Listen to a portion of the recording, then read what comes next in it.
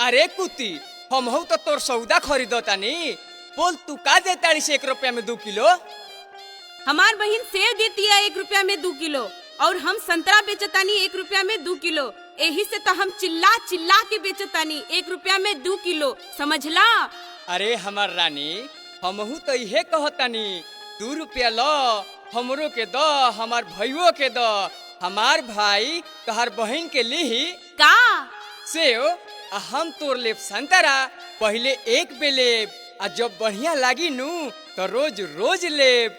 अरे अरे हई तार नीचवा फाटल बा आ लौकता का पैसा के झोरिया तोप तोप ना ता उघारे माल पे सबके नजर पड़ेला। जा जा तू अपन काम कर, लौकता तबे न सब केहू लिही। का कहे के मतलब पैसा लौकी तबे न सब कोई जानी कि माल खूब बिकता।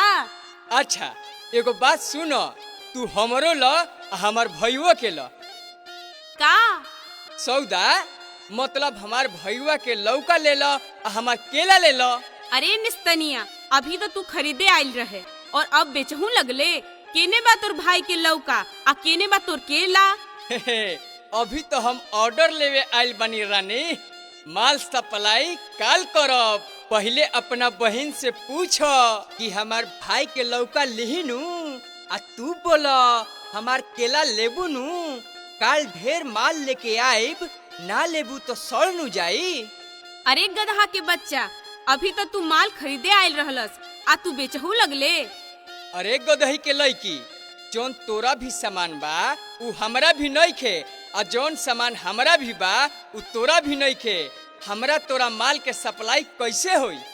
अरे हरामजादा, तोरा जैसन 2-4 गो ग्राहक आ जास ना तो हमार माल कैसे बेचाई। अरे हरामजादी, ते अपन सामान बेचल चाहत अड़ीस तो होने जाके चिल्ला चिल्ला के बेच आ हम अपन माल हेने बेचब।